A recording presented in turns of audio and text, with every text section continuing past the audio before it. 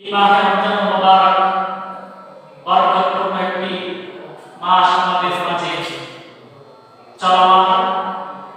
এই রমজান মুবারক শুধু উম্মতে মুহাম্মাদের উপরই রোজাটা ফরজ ছিল না, রোজা ফরজ ছিল অন্যান্য উম্মতের উপর, কিন্তু তাদের রোজার ধরনটা ছিল ভিন্ন রকম, পদ্ধতিটা ছিল ভিন্ন রকম। কিন্তু আমাদের শরীয়তের যে রকম আমরা রোজা রাখি, অন্যান্য মানুষেরা সেরকম রোজা রাখতো না, তাদের ধরনটা তাদের পদ্ধতিটা অন্যরকম ছিল। আল্লাহ রাব্বুল আলামিন নতুন কোনো কিছু আমাদেরকে চাপায় দেয় নাই যাতে করে আমরা ভয় পেয়ে যাব, আতঙ্কিত হয়ে যাব। এই জিনিসগুলো আমাদের পূর্বে যারা অতিবাহিত হয়েছে তারাও রোজা পালন করেছে। সুতরাং আল্লাহ রাব্বুল আলামিন উম্মতে মুহাম্মাদীকে ঘোষণা দিয়ে বলেন, ইয়া আইয়ুহাল্লাযীনা আমানু কুতিবা আলাইকুমুস সিয়াম, তোমাদের উপর রমজানের রোজা, তোমাদের উপর রোজা ফরজ করা হয়েছে, কামা কুতিবা আলাল্লাযীনা মিন ক্বাবলিকুম, যেমন ভাবে ফরজ করা হয়েছিল তোমাদের পূর্ববর্তীদের উপর। বলি সুবহানাল্লাহ। তাহলে রোজা কি শুধু আমাদের জন্য ফরজ ছিল না, আমাদের আগেও ছিল? আমাদের আগে, অনেক আগে, এমনকি নূহ আলাইহিস সালাম থেকে শুরু করে আপনার ঈসা আলাইহিস সালামের শরীয়ত পর্যন্ত তারা আশুরা দিবসে অথবা 3 দিন, প্রতি মাসে 3 দিন তারা রোজা রাখত। নূহ আলাইহিস সালাম থেকে শুরু করে ইসলামের প্রাথমিক যুগ পর্যন্ত এই রোজার ধারাবাহিকতা অব্যাহত ছিল। তাহলে রোজাটা শুধু আমাদের নতুন একটি ইবাদত নয়, এই রোজা অন্যান্য নবীর উম্মতেরাও রেখেছিল, কিন্তু তাদের শরীয়ত, তাদের ধর্মটা, পদ্ধতিটা ভিন্ন ছিল। যেমন ঈসা আলাইহিস সালামের মা হযরত মরিয়ম আলাইহিস সালাম তিনি রোজা রেখেছিলেন। তখন রোজার পদ্ধতি ছিল এরকম যে আপনার খানা পিনা যা আছে সব খাইতে পারত, আপনার পোলাও, কোরমা, এই বিভিন্ন ধরনের ভিটামিন জাতীয় যত খাবার আছে, পুষ্টি জাতীয় খাবার সব খাইতে পারত। তবে রোজার শর্ত হচ্ছে কথা বলা যাইত না। কি বলা যাইত না? কথা বলা যায়। আবার একটা খ্রিস্টানরা আরেকটা রোজা প্রবর্তন করেছে, তারা আপনার না খায় না, সেহরি খানা খাইত না, দারাবাহি রোজা রাখত। দারাবাহি মানে একটার পর একটা রোজা, 3 দিন হলে 3 দিন লাগাতার উপোস। সুবহানাল্লাহ। এত কঠিন করছে, 3 দিন উপবাস রাখতো, কোনো খাবার নাই, 3 দিন লাগাতার রোজা রাখা তারা বেহুশ হয়ে পড়ে যেত। এটা কঠিন। আবার এমন সমাজ করছে, সুবিধাবাদ জিন্দাবাদ, তারা কি সুবিধাবাদ জিন্দাবাদ।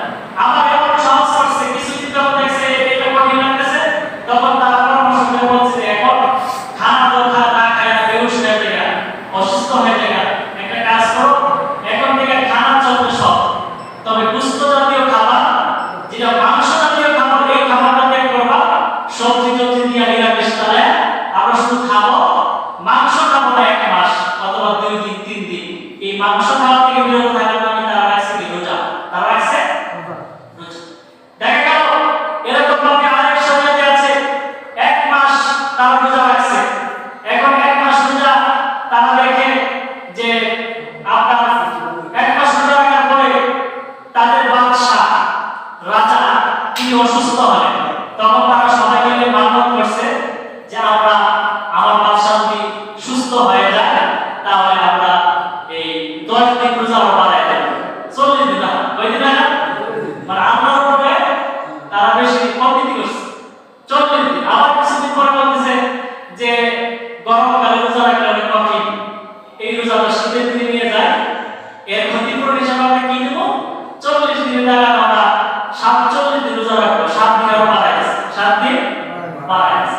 পরবর্তী বাদশা যখন এসেছে তখন তিনি চিন্তা করলো যে 47 দিন একটা বেবিল হয়ে যায়, তো আর 3 দিন যোগ করে 50 দিন করছে। কয় দিন করছে? তারা মন করার মধ্যে ওই গ্রীষ্মকালে রোজা রাখলে কষ্ট হইব, এই জন্য শীতকালে গেছে। শীতকালে কয়টা রোজা বেশি রাখবে? 7টা রোজা বেরাবার রোজা গেছে, ঠিক না? কিন্তু আমাদেরকে এমন একটি সুন্দর শরীয়ত আল্লাহ রাব্বুল আলামিন উপহার দিয়েছে যে তোমরা সব কিছু করতে পারবে, শুধু নির্দিষ্ট এই ঘন্টা সময় তোমরা খানা পানা থেকে বিরত থাকবে, নির্দিষ্ট কিছু হারাম কাজ থেকে বিরত থাকবে, আমি আল্লাহ রাব্বুল আলামিন তোমাদের রোজা কবুল করে নেব। সুবহানাল্লাহ। সামান্য শরীর আল্লাহ রাব্বুল আলামিন উম্মতে মুহাম্মাদকে সহজ করার লক্ষ্যে, উম্মতে মুহাম্মাদকে শ্রেষ্ঠত্ব দেওয়ার লক্ষ্যে আল্লাহ রাব্বুল আলামিন নামাজকে তিনবার পরিবর্তন করেছে। রোজার হুকুমকে আল্লাহ রাব্বুল আলামিন তিনবার পরিবর্তন করেছে। বলে সুবহানাল্লাহ। নামাজ এবং রোজা এই দুইটা হুকুম আল্লাহ তিনবার পরিবর্তন করেছে। সুবহানাল্লাহ। কয়বার? তিনবার পরিবর্তন করেছেন। নামাজের পরিবর্তন কিভাবে হলো? আমার রাসূল যখন মক্কা থেকে হিজরত করে মদিনায় চলে গেলেন, আল্লাহ রাসূল সাল্লাল্লাহু আলাইহি সাল্লামের কিবলা হচ্ছে বাইতুল মুকাদ্দাস। সিরিয়া থেকে ফিরে আমার নবী একদিন নয়, দুই দিন নয়, 17 মাস তিনি নামাজ পড়েছে। বলে সুবহানাল্লাহ। কয় মাস নামাজ পড়ছে? 17 মাস আমার নবী এই বাইতুল্লাহ থেকে ফিরে, বাইতুল মুকাদ্দাস ওই সিরিয়া থেকে ফিরে আল্লাহ রাসূল নামাজ পড়ে। কিন্তু নবীজির মনে শান্তি নাই। নবীজির মনটা চায় যে আমার কিবলাটা যদি বাইতুল মুকাদ্দাসের দিকে না হয়, আমার বাইতুল্লাহর দিকে হয়তো ইব্রাহিম আলাইহিস সালাম আমাদের জাতির পিতা যে ঘর নির্মাণ করে গেছে, সেই ঘরের দিকে যদি আমাদের কিবলাটা হয়তো, তাহলে আমার মনটা প্রশান্ত হইতো। আল্লাহ শুনে কি শুনে না? দেখে কি দেখে না? আল্লাহ সব খবর রাখে। আল্লাহ রাসূল সাল্লাল্লাহু আলাইহি সাল্লাম এইভাবে মনে মনে চিন্তা করে, মনে মনে ভাষণা করে, যদি আমার কিবলাটা বাইতুল মুকাদ্দাস থেকে বাইতুল্লাহ দিকে ফিরিয়ে দেওয়া হতো, তাহলে আমার মনটা শান্ত হয়ে যেত। আল্লাহ রাসূল সাল্লাল্লাহু আলাইহি সাল্লাম এই ধারণা করে, এই চিন্তা করে, এই আশা নিয়ে নবী নামাজ পড়তে পড়তে 17 মাস নামাজ পড়তেছে। 17 মাসের মাথায় আল্লাহ রাসূল 4 রাকাত নামাজের জন্য নিয়ত করলো। 4 রাকাত নামাজের মধ্যে 2 রাকাত নামাজ নবী বাইতুল মুকাদ্দাসের দিকে ফিরে পড়তেছে। 2 রাকাত নামাজ যখন শেষ হয়ে গেল, দ্বিতীয় রাকাতে নবীজি দাঁড়াবেন। সুবহানাল্লাহ। দ্বিতীয় রাকাতে নবীজি দাঁড়াবেন, নামাজ শুরু করবেন। আল্লাহ রাব্বুল আলামিন জিবরাইল, আপনি করিও না জিবরাইল, আমার নবী যে আকাশের দিকে তাকানোটা নবীদের মনের বাসনাটা আমি আল্লাহ রাব্বুল আলামিন সব জানি। যাও যাও আমার নবীর কাছে আমার তরফ থেকে আমার আহ্বান নিয়ে শোনায়া দাও। আল্লাহ রাব্বুল আলামিন বলেন, قَدْ نَرَى تَقَلُّبَ وَجْهِكَ فِي السَّمَاءِ فَلَنُوَلِّيَنَّكَ قِبْلَةً تَرْضَاهَا। আল্লাহ রাসূল বলে, হাবিব, আপনি যে আসমানের দিকে বারবার তাকিয়েছেন, আমি আল্লাহ রাব্বুল আলামিন অবশ্যই আপনার তাকানোকে পর্যবেক্ষণ করেছি। আপনার তাকানো আমি দেখেছি। আপনার মন চাই এই বাইতুল্লাহ শরীফের দিকে ফিরে আপনি নামাজ পড়তে। হাবিব, ঘোষণা শুনে নেন, আপনার যেই দিকে মন চাবে আমি আল্লাহর নির্ধারিত শরীয়ত হয়ে যাবে সেই দিকে। সাথে সাথে আল্লাহ রাব্বুল আলামিন বলেন, ফাওয়াল্লি ওয়াজহাকা শাতরাল মাসজিদিল হারাম। হাবিব, আর দেরি করিয়েন না, এই নামাজ এখনো শেষ হয় নাই। 4 রাকাত নামাজের মধ্যে 2 রাকাত সমাপ্ত করেছেন, আর তো 2 রাকাত বাকি আছে। তৃতীয় রাকাত শুরু হবে বাইতুল মুকাদ্দাসের দিকে ফিরে নয়, তৃতীয় রাকাত শুরু করবেন আপনার চাহিদা বাইতুল্লাহর দিকে ফিরে। সুবহানাল্লাহ। এই হলো নামাজের প্রথম পরিবর্তন। নামাজের প্রথম পরিবর্তন আল্লাহ বলেছে, আর দেরি করবেন না। নামাজ অবস্থায় আপনার এই সিদ্ধান্ত, আপনার যে মনের চাওয়া, এই মনের চাওয়াটা নামাজে থাকা অবস্থায় আল্লাহ পূর্ণ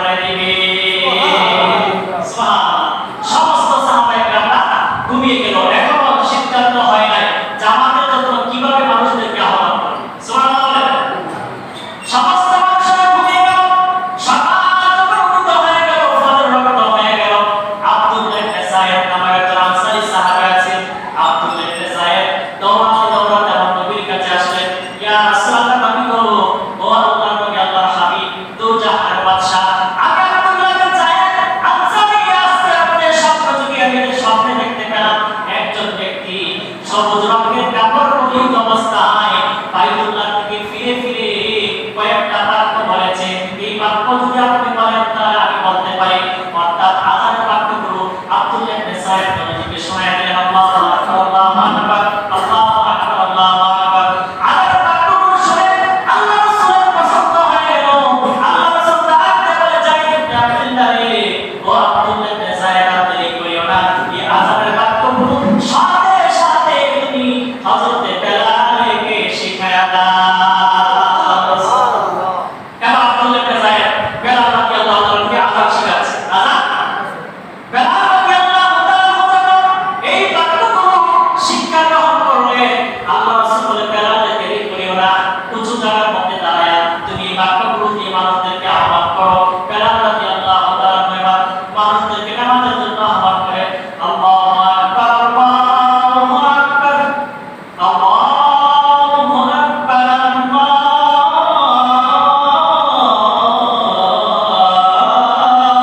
আকবার। সুবহানাল্লাহ। বেলাল রাদিয়াল্লাহু তাআলা মানুষদেরকে নামাজের জন্য আহ্বান করে এই আযানগুলো যখন দিতেছে, ওমর রাদিয়াল্লাহু তাআলা ছিলেন হুজরার ভিতরে। ওমর রাদিয়াল্লাহু তাআলা তাড়াহুড়া করে দৌড়াদৌড়ি করে কাপড়টাকে বাস করতে করতে আমার নবীজির কাছে চলে আসলেন। ইয়া রাসূলুল্লাহ, আল্লাহর কসম করে বলি এই বাক্যগুলো বেলাল কার থেকে শিক্ষা গ্রহণ করেছে? আল্লাহ রাসূল আব্দুল্লাহ বিন যায়েদ থেকে। ওমর রাদিয়াল্লাহু তাআলা বলে আল্লাহর কসম, যে বাক্যগুলো দিয়ে বেলাল মানুষদেরকে নামাজের জন্য আহ্বান করেছে সেই বাক্যগুলো হুবহু আমিও স্বপ্নে চোখে দেখেছি। আল্লাহ রাসূল বলে এই হচ্ছে নামাজের আহ্বান, আযানের সূচনা। সুবহানাল্লাহ। তাহলে নামাজের পরিবর্তন কয়টা আছে? এক নাম্বার কেমন পরিবর্তন হলো? দুই নম্বরে আযানের সূচনা। এর আগে কিন্তু আযানের সূচনা ছিল না, মানুষদেরকে বাড়ি বাড়ি এলাকায় ডেকে ডেকে আসতে নামাজটা সময় গেছে। তিন নম্বর পরিবর্তন হলো আল্লাহ রাব্বুল আলামিন আল্লাহ রাসূলের উপর যখন নামাজ কর্তব্য দায়িত্ব দিয়ে দিল উম্মতে মুহাম্মাদের উপর, তারা নবীজির পেছনে নামাজ পড়ে, নবীজির সাথে জামাতের সাথে নামাজ পড়ে। কিন্তু কিছু কিছু সাহাবায়ে কেরাম আছে নবীর সাথে জামাতে শরীক হতে পারে না, তারা কাজকর্মের কারণে অনেক সময় দেরি হয়ে যায়, লেট হয়ে যায়, যার কারণে নবীজির সাথে নামাজ পুরোপুরি পড়তে পারে না। কিন্তু তারা দেখা গেল কিভাবে সে নামাজটাকে পরিপূর্ণ করবে, এই জন্য তারা যখন দেখে আমার নবীজি নামাজ পড়াচ্ছে, নামাজের মধ্যে কয়েক রাকাত চলে গেছে, 2 রাকাত চলে গেছে, 3 রাকাত চলে গেছে, আল্লাহ রাসূল যখন নামাজ পড়ে ওই সময় সাহাবায়ে কেরামরা একজনকে জিজ্ঞেস করে, ও ভাই, ইশারা ইঙ্গিতের সাথে জিজ্ঞেস করে, ভাই কত রাকাত নামাজ হয়েছে? নবীজির নামাজ 2 রাকাত হয়েছে না 3 রাকাত হয়েছে? ওই ব্যক্তি ইশারাতে বলে 3 রাকাত অথবা 2 রাকাত অথবা 1 রাকাত। এই কথাটা শোনার সাথে সাথে ওই ব্যক্তিটা পেছনে যায়, 2 রাকাত নামাজ পড়ে আমার নবীজির সাথে শরীক হয়ে যায়। বলে সুবহানাল্লাহ। মানে কুরাইছে মানে কি ভাই? 2 রাকাত কয় রাকাত হয়েছে? 2 রাকাত নামাজ যদি তিনি না পান তো 2 রাকাত নামাজ তাড়াতাড়ি পড়া ওই বাকি 3 রাকাতে এসে শরীক হয়ে যায়। আল্লাহ রাসূল সাল্লাল্লাহু আলাইহি সাল্লামের সাহাবীরা এইভাবে নামাজ পড়তেছে, কিন্তু মুআজ বিন জাবাল রাদিয়াল্লাহু তাআলা নবীর সাহাবী মুআজ বিন জাবাল রাদিয়াল্লাহু তাআলার কাছে এই যে একটা পদ্ধতি তারা তার পছন্দ হয় নাই। পছন্দ না হওয়ার কারণে মুআজ বিন জাবাল সাহাবীকে ডাকতে বলল, সাহাবীরা আমার দিনী ভাইরা, তোমরা যে পদ্ধতি চালু করেছো এই পদ্ধতিতে তো নবীজির অনুসরণ করা হয় না, কারণ নিজে যে নামাজ পড়ে আমার নবীর সাথে শরীক হওয়া এটা তো হয় না, বিয়াদবি হয়। আমি মুআজ বিন জাবাল যদি এমন সম্মুখীন করে যায়, এমন অবস্থায় পড়ে যায়, আর আমি মুআজ বিন জাবাল সাথে সাথে নবীর সাথে নামাজ পড়বো, নবী যখন সালাম ফিরায়া নামাজ থেকে বিরত হয়ে যাবে, তখন আমার বাকি নামাজগুলো আমি পরিপূর্ণ করে নেব।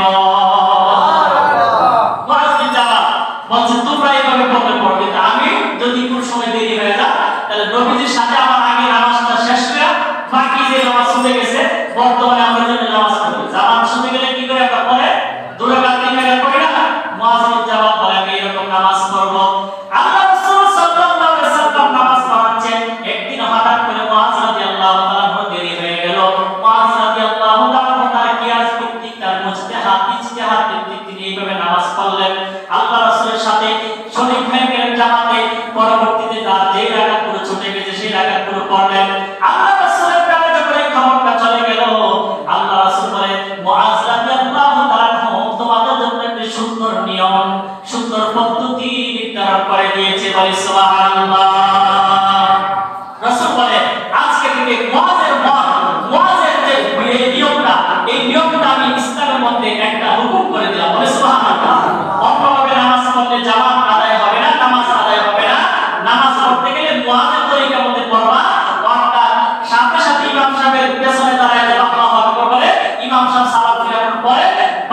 যত রাকাত নামাজ ছুটে গেছে তত রাকাত পার হবে। আল্লাহু আকবার।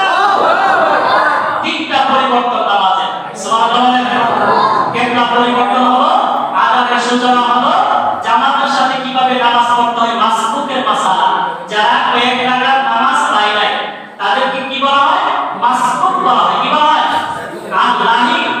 যারা নামাজরত অবস্থায় ওযু ছুটে যায়, ওযু ছুটে যায়, বাতাস এসে পড়ে, হাওয়া এসে আসে না, ওযু ছুটে গেলে তাদেরকে লাহিক বলা হয়। কি বলা হয়? মাসবুকের মাসালা প্রথম থেকেই জারি হয়েছে, মুয়াজ্জিন জামাত ইজতিহাদ করে এই মাসালা উত্থাপন করেছে। বলে সুবহানাল্লাহ। এবার তিনটা নামাজের পরিবর্তন। আল্লামা ইবনে কাসির রাহমাতুল্লাহ আলাইহি বলেন, নামাজে যেরকম তিনটা পরিবর্তন হয়েছে, রোজারও তিনটা পরিবর্তন হয়েছে। সুবহানাল্লাহ বলেন। মুসলমানদের জন্য রোজাও তিনবার পরিবর্তন হয়েছে। শেষ বাংলায় আমরা এই বর্তমান যে পদ্ধতি, সেই পদ্ধতি পেয়েছি। বলে আল্লাহু আকবার। আল্লাহ রাব্বুল আলামিন বলেন, ইয়া আইয়ুহাল্লাযীনা আমানু কুতিবা আলাইকুমুস সিয়ামু কামা কুতিবা আলাল লাযীনা মিন ক্বাবলিকুম লাআল্লাকুম তাত্তাকুন। হে বান্দারা, তোমাদের জন্য রোজা ফরজ করা হইল যেমন ভাবে ফরজ করা হয়েছিল তোমাদের পূর্ববর্তীদের উপরে, যাতে করে তোমরা মুত্তাকি তাকওয়া বা খোদা ভীতি অর্জন করতে পারো। বলে সুবহানাল্লাহ। এই আয়াত যখন নাযিল হলো, রোজার হুকুম যখন শুরু হয়ে গেল, প্রথম দিকে ইসলামের সূচনা রাখলেন আল্লাহ রাসূল সহ সাহাবায়ে কেরামরা 3 দিন, প্রতি মাসে 3 দিন রোজা রাখতো। ইয়াউমুল বীজের রোজা অর্থাৎ 13, 14, 15 তারিখ 3 দিন রোজা নিজেদের উপর ফরজ করে নিয়েছে। তারপরে সাথে বছরে একটা রোজা তারা রাখতো, সেটা হচ্ছে আশুরার রোজা। কিসের রোজা? আশুরার রোজা। আর হচ্ছে 3 দিনের রোজা। এই 3 দিন রোজা রাখতো প্রতি মাসে, আর বছরে একবার আশুরার সময় আসলে আশুরা 10 তারিখে একটা রোজা রাখতো। সুবহানাল্লাহ বলে। এই 4টা রোজা মুসলমানদের উপর ফরজ ছিল। সুবহানাল্লাহ। প্রথম পর্যায়ে, কোন পর্যায়ে? প্রথম পর্যায়ে এই রোজাগুলো ফরজ ছিল, কিন্তু আল্লাহ রাব্বুল আলামিন পরবর্তী আয়াত নাযিল করে দিলেন। পরবর্তী আয়াতে আল্লাহ রাব্বুল আলামিন সুন্দর করে আবার আমাদের জন্য ঘোষণা করতেছে যে আইয়াম মা'দুদাত, তোমরা এই নির্দিষ্ট কয়েকটি গণনা করে রাখবে। ফামান কানা মিনকুম মারিদান আও আলা সাফারিন ফা'iদ্দাতুম মিন আইয়ামিন উখর ওয়া আলাল লাযীনা ইউতীকুনাহু ফিদয়াতুন তা'আমু মিসকিন। সুবহানাল্লাহ। আল্লাহ রাব্বুল আলামিন বলেন, আইয়াম মা'দুদাত, তোমরা এই নির্দিষ্ট কয়েকটি গণনা করে রাখবা। এইগুলা যখন তোমরা মুসাফির হয়ে যাইবা, যখন তোমরা অসুস্থ হয়ে যাইবা, রোজা রাখতে পারবা না, তখন এই দিনগুলো গণনা করে পরবর্তী দিনে কাজা করবা। আল্লাহ রাব্বুল আলামিন এই হুকুম দেওয়ার পরে সাথে আরেকটা রুখসত দিয়ে দিলেন, অনুমতি দিয়ে দিলেন, সুযোগ দিয়ে দিলেন।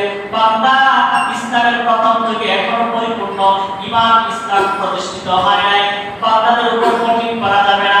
আল্লাহ সহজ করলকে বলে দিলেন, তোমাদের মধ্যে যদি কোনো ব্যক্তি মনে করে রোজা রাখবে না, রোজা রাখার দরকার নাই, তাহলে সে একটা কাজ করবে, রোজা না রেখে ফিদিয়া আদায় করে দিবে, সদকা করে দিবে। বলে সুবহানাল্লাহ। ওয়া আলাল লাযীনা ইউতীকুনাহু ফিদিয়াতুন তা'আমু মিসকিন, যে যারা রোজা রাখবে না এই নিয়ত করবে যে আমি রোজা রাখবো না, আমার টাকা পয়সা আছে, আমার অর্থ সম্পদ আছে, বাড়ি গাড়ি আছে, রোজা রাখে গরিবরা, রোজা রাখে না, খানা পানা কি করবো, রোজা রাখে, ঠিক না? বর্তমানে এই ধারণা আছে নাই? বড় লোকের সন্তান বাবু, ও বাবু রোজা রাখবো না, রোজা রাখলে আমার সন্তানরা কি হয়ে যাবে? চিন্তা এগুলো কমে যাবে, চর্বি কমে যাবে, গলে যাবে, পচে যাবে, ঠিক না? গরিবের প্রতি রোজা রাখে, গরিবের প্রতি রোজা রাখলে মাথা নষ্ট করে, খানা নাই, এই জন্য নাউজুবিল্লাহ বলে। আল্লাহ রাব্বুল আলামিন প্রথম যুগে এরকম শরীয়ত করে দিলেন, যদি তোমরা চাও রোজা রাখতে পারো, না চাইলে ফিদিয়া দিয়ে দাও, একটা রোজার বিনিময়ে গরিব মিসকিনদেরকে খাবার দিয়ে দাও, তাহলে তোমাদের রোজার ফরজ আদায় হয়ে যাবে। আল্লাহ রাব্বুল আলামিন তারপর আবার উৎসাহিত করেছে, ওয়া আনতাসুমু খায়রুল লাকুম, আর যদি তোমরা রোজা রাখো, এই রোজা রাখাটাই তোমাদের জন্য সর্বোত্তম হয়ে যাবে। এখানে সরাসরি কোনো ওয়াজিব হয় নাই, ফরজ হয় নাই যে রোজা রাখতেই হবে। একটা সুযোগ ছিল, কি সুযোগ?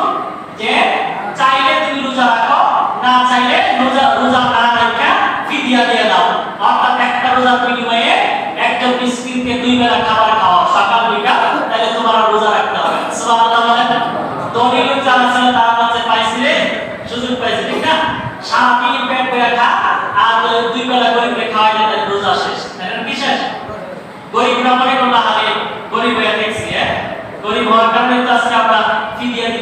রোজাও রাখতে পারে না, তারা কিভাবে কষ্ট করে রোজা রাখে? কষ্ট করে রোজা রাখে।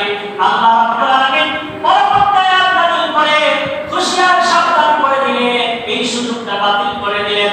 আল্লাহ রাব্বুল আলামিন শাহরু রমাদানাল্লাযী উনজিলা ফীহিল কুরআনু হুদাল লিন-নাসি ওয়া বায়িনাতিন মিনাল হুদা ওয়াল ফুরকান। সুবহানাল্লাহ বলেন। আল্লাহ রাব্বুল আলামিন বলেন, এই রমজান মুবারকে এই মাসে আমি আল্লাহ রাব্বুল আলামিন কোরআন নাযিল করেছি। এই মাসে আমি আল্লাহ রাব্বুল আলামিন স্পষ্ট দলিল তোমাদের কাছে আল্লাহ রাব্বুল আলামিনের তরফ থেকে নবীর কাছে আমি নাযিল করে দিয়েছি। ওয়ামানকা নাযিল করে দিয়েছি ফামান শাহিদা মিনকুম শাহর ফালইয়াসমহু। কোন ব্যক্তি যদি এই রমজান মুবারক মাস পেয়ে যায়, ওই ব্যক্তির উপর ফরজ হয়ে যাবে, ওয়াজিব হয়ে যাবে পূর্ণ মাসটা রোজা রাখা। বলে সুবহানাল্লাহ। আল্লাহ বলছে ফামান কানা ফামান শাহিদা মিনকুম শাহরা ফালইয়াসমহু। যদি তোমরা এই রমজান মুবারক মাস পেয়ে যাও, তোমাদের মধ্য থেকে কোনো ব্যক্তি যদি পেয়ে যায়, তাহলে আর ফিদিয়া দেয়া চলবে না, তাকে রোজা রাখতে হবে। সুবহানাল্লাহ। তাহলে আগেরটা কি হয়েছে? পরিবর্তন হয়ে গেছে, এখন দ্বিতীয় নিয়মে আসছে। কোন নিয়মে? দ্বিতীয় নিয়মে এখন আমরা আছি, তারপরে পরবর্তী নিয়ম আসছে। সুবহানাল্লাহ। আল্লাহ রাব্বুল আলামিন বলেন, তার এদিক সেদিক চলাচল করা যাবে না, ডাইরেক্ট রোজা রাখতে হবে। এক মাস। কয় মাস? এক মাস। এই মাসটা যারা পাবে তাদের উপর এক মাস 29 দিন হোক 30 দিন হোক রোজা রাখতে হবে। বলে সুবহানাল্লাহ। এখন ডাইরেক্ট ফরজ করে দিয়েছে, পরের অংশে আল্লাহ আবার কিছু ছাড় দিয়েছে। কাদেরকে ছাড় দিয়েছে? ফামান কানা মারিদান আও আলা সাফারিন ফাইদাতুম মিন আইয়ামিন উখরা। তোমাদের মধ্যে যারা অসুস্থ থাকবে, যারা রোগগ্রস্ত আছে, সফর অবস্থায় থাকবে, তাদের জন্য রুখসত আছে, রোজা ছাড়া যাবে না, কাজা করা যাবে। কি করা যাবে? কাজা করতে হবে। তারপর বলছে না ফিদিয়া দেওয়ার কথা। কি বলছে? কাজা করার কথা বলছে, যে যদি সফরে থাকো, সফরে কষ্ট হয়, তাহলে রোজাটা ওই দিন রাখবে না, না একটা সফর থেকে আইসা রমজানের পরবর্তী কোনো দিন তোমরা এই রোজাটা কাজা করবা। যারা অসুস্থ আছে, সুস্থ হওয়ার পরে এই রোজাটা কাজা করবা। তারপরে ফুকাহায়ে কেরাম আল্লাহ রাসূল সাল্লাল্লাহু আলাইহি ওয়াসাল্লাম হাদিসের মাধ্যমে বিস্তারিতভাবে বলেছে, যারা একেবারে অক্ষম, মৃত্যু সজ্জায় শায়িত হয়ে গেছে, এই মুহূর্তে রমজানের রোজা তার উপর বা তার সাথে আগত হয়েছে, তখন ব্যক্তিটা যদি ওই অবস্থায় রোজা রাখবে না, রোজা না রেখে যদি ওই রমজানের মাস তোর অতিক্রম করার পরে তিনি আর সুস্থ না হয়, ওই অবস্থায় মৃত্যুবরণ করে, তাহলে জায়েজ হচ্ছে, হুকুম হচ্ছে ওই ব্যক্তির কোনো গুনাহ হবে না। সুবহানাল্লাহ বলেন। কারণ তার সুযোগ নাই, সুস্থ হওয়ার কি পায় নাই, সে সুযোগ পায় নাই, এই জন্য তার উপর এই কাজা করাও ওয়াজিব হবে না। তাহলে আল্লাহ রাব্বুল আলামিন ওই অবস্থায়, প্রথম অবস্থায় ধনী হোক গরীব হোক, সুস্থ হোক অসুস্থ হোক, সবাই ইচ্ছা করলে রোজা রাখতে পারতো, আর ইচ্ছা করলে কি করতো? দান সাদকা দিয়া এটারে কি করতো? জায়েজ করে দিত। কিন্তু এখন এসে কি করছে? আল্লাহ রাব্বুল আলামিন সবগুলো কঠিন করে দিয়েছে, তবে একটু রুখসত দিয়েছে যারা বেশি রোগগ্রস্ত অথবা এমন গর্ভবতী মহিলা, যে মহিলা রোজা রাখলে আপনার কি হবে? তার গর্ভপাত হওয়ার সম্ভাবনা আছে, সন্তান নষ্ট হওয়ার সম্ভাবনা আছে, ওই মহিলাটা ওই অবস্থায় রোজা রাখবে না, পরবর্তীতে কাজা করে নেবে, পরবর্তীতে কাজা করে নেবে। এই হচ্ছে 2 নম্বর হুকুম। 3 নম্বর হচ্ছে এখন কোন সময় থেকে কোন সময় রোজা, এইটা এখনো নির্ধারণ হয় না। সুবহানাল্লাহ বলেন। টাইম কতটুকু, কোন সময় থেকে কোন সময় রোজা রাখতে হবে, এই ঘোষণা এখন আল্লাহর তরফ থেকে আসে নাই।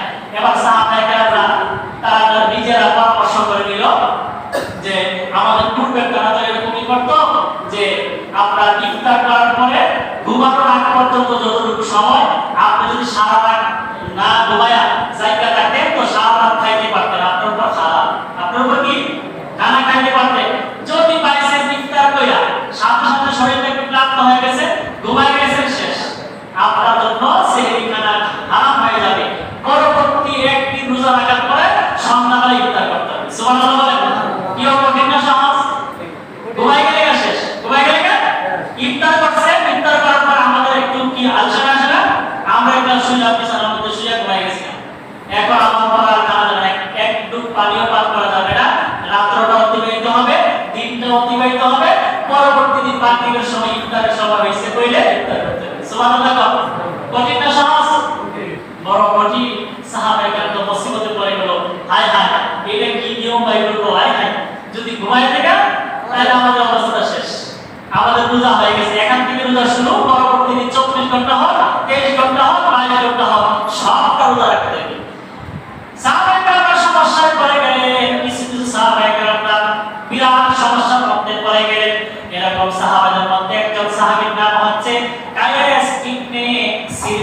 একজন সাহাবী ছিল কায়েস ইবনে সিরমা। ওই কায়েস ইবনে সিরমা আনসারী সাহাবী, অনেক দরিদ্র একটা মানুষ ছিল, অনেক দরিদ্র একটা মানুষ। এই হতদরিদ্র মানুষটা সারাদিন রোজা রেখেছে, সারাদিন কঠোর পরিশ্রম করেছে, কঠোর পরিশ্রম করতে করতে ক্লান্ত হয়ে গেছে। ক্লান্ত হওয়ার পরেই পানির তৃষ্ণা নিয়ে বাড়িতে এসেছে। ওইদিকে ইফতারের সময় হয়ে গেল। স্ত্রীকে জিজ্ঞেস করে, ওই স্ত্রী খাবারের জন্য কোনো কিছু আছে কি? স্ত্রী বলে, স্বামী গো, আমার ঘরে এক মুখ পানি পান করার মতো কোনো কিছু নাই। সুবহানাল্লাহ। কায়েস এবার বললেন, কায়েস বিন সিরমা বললেন, আচ্ছা কি করা? এই অবস্থায় তিনি বসে আছেন। স্ত্রী বলে, স্বামী একটু অপেক্ষা করো, আমি কারো বাড়ি থেকে অথবা কোথাও থেকে খাবার সংগ্রহ করে রাখতে পারি কিনা একটু চেষ্টা করে দেখি। এই কথা বলে স্ত্রী বাসা থেকে বাইরে হয়ে গেল, খাবার তালাশ করতেছে। এই অবস্থায় সারাদিনের পরিশ্রমী কায়েস, সারাদিনের পরিশ্রমী সিরমা রাদিয়াল্লাহু তাআলা একটু বিশ্রাম নিলেন, হেলান দিলেন। হেলান দেওয়ার সাথে সাথে তার ঘুম চলে এসেছে, বলে সুবহানাল্লাহ। এবার তিনি ঘুমিয়ে পড়লেন। স্ত্রী খাবার সংগ্রহ করে এবার স্বামীর কাছে আসলেন। এসে দেখে স্বামী ঘুমায় গেছে। স্ত্রী কপালে হাত মারে আর হায় হায় বলে যে আমার স্বামীটা সারাদিন কষ্ট করেছে, রোজা রেখেছে, তারপরে আপনার কি করে খাবার খাইতে পারে নাই, দুর্বল হয়ে গেছে, এখন তো ঘুমায় গেছে আর খাবারও যাবে না। সুবহানাল্লাহ বলেন। এই অবস্থায় ওই আপনার সিরমা রাদিয়াল্লাহু তাআলা রাতটা অতিবাহিত করলো, দিনটা অতিবাহিত করলো। দিনের যখন মাঝামাঝি সময়, যখন আপনার দিন প্রহর হয়ে গেল, ওই রোদের প্রখর রৌদ্র তাপে আর তিনি টিকতে পারতেছে না, দুর্বল হয়ে গেছে। দুর্বল হয়ে যাওয়ার পরে কায়েস রাদিয়াল্লাহু তাআলা এবার তিনি এই দুর্বলতার কারণে বেহুশ হয়ে গেলেন, বলে সুবহানাল্লাহ। আচ্ছা বলেন, আগের দিন সারাদিন রোজা রাখছে, রাখার পরে ইফতারের সময় একটু পানি খাইছে নাকি খাইছে, খেজুর খাইছে, বাসায় এসে বলছে খাবার আসেনি, বলছেন নাই, খাবার সংগ্রহ করে আনতেছি, আপনি একটু অপেক্ষা করেন। এর ভিতরে গেছে ঘুমায়া। সুবহানাল্লাহ। তাহলে সারাদিন গেল, কাজ কিন্তু চলতেছে, কাজ। তাহলে গরিব মানুষ ছিল, আমাদের মতো এরকম এই পয়সা পয়সা টাকা আসে না, ঠিক না, পার্সেন্টেজ আসে না। যখন তো হালাল ব্যবসা ছিল, হালাল কাজ ছিল, তো এই তিনি ঘুমায় গেছে, রাত্রটা দেখলে ঘুমায় কাটাইছে। কাটানোর পরে সকালবেলা আবার কাজ করা শুরু করছে। কাজ করতে করতে করতে করতে দুপুর হয়ে গেছে বলে তিনি কি করছেন, আর টিকতেছে না। 2 দিন অনাহার। ওই দিন 2 দিন অনাহার, আবার অনবরত কঠোর পরিশ্রম। এই পরিশ্রম করতে করতে তিনি দুর্বল হয়ে বেহুশ হয়ে গেছে। আল্লাহ রাসূলের কাছে এই খবর চলে গেল। সুবহানাল্লাহ। আল্লাহ রাসূলের কাছে এই খবর যখন চলে গেছে, আল্লাহ রাসূল সাল্লাল্লাহু আলাইহি ওয়াসাল্লাম এই খবরটা শোনার পরে তিনি চুপ রইলেন। এবার দেখা গেল আরেক দিক থেকে ওমর রাদিয়াল্লাহু তাআলা তিনিও এবার চলে আসলেন। ইয়া রাসূলুল্লাহ, নবী গো, ও আল্লাহ রাসূল, আপনি তো এমন একটি শরীয়ত কার্য করে দিয়েছেন, ঘুমায় গেলে সবকিছু হারাম হয়ে যায়, কিন্তু আমি একটা কাজ করে ফেলেছি, ঘুমের থেকে উঠে আমি স্ত্রীর সাথে মেলামেশা করে ফেলেছি। ইয়া রাসূলুল্লাহ, আমার গুনাহ আল্লাহ ক্ষমা করবে কিনা এই একটা ফয়সালা করেন, আমি টিকতে পারি নাই, আমার মহব্বতের কারণে আমি মেলামেশা করে ফেলেছি। এইদিকে ওমর রাদিয়াল্লাহু তাআলা দিল এক অভিযোগ, আর ওই সিরমা রাদিয়াল্লাহু তাআলা তিনি দিলেন আরেক অভিযোগ। সুবহানাল্লাহ। সমস্যা জটিল না কি সহজ? জটিল সমস্যা না? আল্লাহ রাব্বুল আলামিন সঙ্গে সঙ্গে বলে, জিবরাইল রে, উম্মতের মহব্বতের যে শ্রেষ্ঠ উম্মত, এই উম্মতকে কষ্ট দেওয়া যাবে না। আমি আল্লাহ রাব্বুল আলামিন তাদের জন্য সহজ করে দিলাম শরীয়ত। যাও যাও, আমার তরফ থেকে আমার হুকুম তুমি তাদেরকে শোনায়া দাও। আল্লাহ রাব্বুল আলামিন ওহিল্লা লাকুম লাইলাতাস সিয়ামির রাফাতু ইলা নিসাইকুম কুন্না লিবাসুন লাকুম ওয়া আনতুম লিবাসুন লাহুন্না। ও নবীর উম্মতরা, শোনো শোনো, ওমর রাদিয়াল্লাহু তাআলা যেই কাজটা করেছে সেই কাজটা তার জন্য হারাম হয় নাই। আমি আল্লাহ রাব্বুল আলামিন মাগরিব থেকে শুরু করে সুবহে সাদেক পর্যন্ত সব কিছু তাদের জন্য হালাল করে দিলাম। এবার মাগরিব থেকে ফজর পর্যন্ত আল্লাহ সব কিছু হালাল করেছে। খানা খাইতে পারবেন, যতবার ঘুমায় ওইটাও খাইতে পারবেন, কোনো সমস্যা হবে না। আধা ঘন্টা ঘুমের পর আবার খাইবেন, আবার 10 মিনিট ঘুমায় খাইবেন, 20 মিনিট ঘুমায় খাইবেন, খাইতে খাইতে বেহুশ হয়ে যাবেন, ঠিক না? তারপর হারাম হবে না। তারপর কি হবে না? হারাম হবে না। আল্লাহ রাব্বুল আলামিন বলে, কায়েস, ওই যে কায়েস বিন সিরমা রাদিয়াল্লাহু তাআলা তিনি যে সমস্যার মধ্যে পড়ে গেছে, ওই কায়েস বিন সিরমা তার ব্যাপারে জিবরাইল আমার তরফ থেকে ঘোষণা নিয়ে যাও। আল্লাহ রাব্বুল আলামিন ওয়াকুলু ওয়াশরাবু হাত্তা ইয়াতাবায়্যানা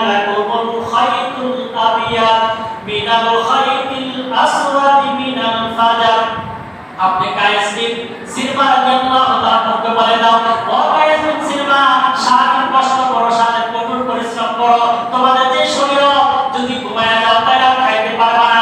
যাও যাও, আমি আল্লাহ রাব্বুল আলামিনের তরফ থেকে ঘোষণা হয়ে গেল, তুমি সারাদিন কাজ করার পরে, ইফতার করার পরে, এশার নামাজ পড়ার পরে তোমাকে গোটা আমি আল্লাহ রাব্বুল আলামিন খানা পিনা সমস্ত কিছু হালাল করে দিলাম। বলে সুবহানাল্লাহ। তখন থেকে মুসলমানের শরীয়ত হয়ে গেল সুবে সাদেক পর্যন্ত আমাদের হালাল, এই খানা খাওয়া কি হালাল, সব কিছু করা হালাল, তবে সুবে সাদেক থেকে সূর্যাস্ত পর্যন্ত রোজা রাখা ফরজ। সুবহানাল্লাহ বলে। এই সুন্দর একটা শরীয়ত পাইছি তিনটা পরিবর্তনের পরে। সুবহানাল্লাহ। প্রথম পরিবর্তন কি? একবারে সহজ ছিল, একেবারে সহজ। দাম করে দিয়েছে, ধনী যারা তারা চিন্তাই করছে না, পকেটে টাকা আছে গরম গরম, যে খা কি খেবি খা, মহানন্দবাদ যত জিনিস আছে দামি দামি জিনিস খাওয়া তারা বাচ্চা গেছে গা। গরিবরা কি করবো, কষ্ট করে রোজা রাখছে। এটা ছিল একেবারে সহজ একটা জিনিস। দ্বিতীয় ধাপে ইনশাআল্লাহ রব্বুল আলামিনের হিকমত কঠিন করে দিয়েছে, যাও ঘুমাইবা, তোমার অবস্থা খারাপ হয়ে যাবে, 2 দিন লাগাতার রোজা রাখবে। সুবহানাল্লাহ বলে। দেখা গেল উম্মত মুহাম্মদী কঠিন, অনেক কঠিন হয়ে গেছে তাদের উপর। এই কারণে তারা আল্লাহ রাসূলের কাছে সমস্যার সম্মুখীন হয়ে অভিযোগ করলে, ইয়া রাসূলুল্লাহ এটা একটা ফায়সালা করেন, সুবহান করেন। তখন